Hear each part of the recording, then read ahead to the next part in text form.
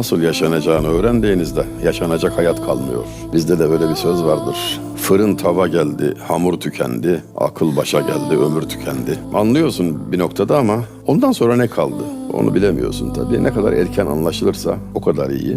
Dünya bütünüyle emanet.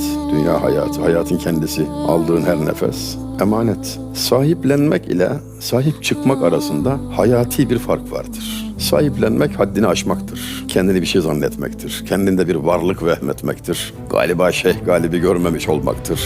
Sen yoksun, o benlikler hep vehmü gümanındır. Lafa bak. Yoksun, sen yoksun, sen. Şunun var, bunun var demeden önce sen yoksun bizatihi. Bunu anlamak lazım.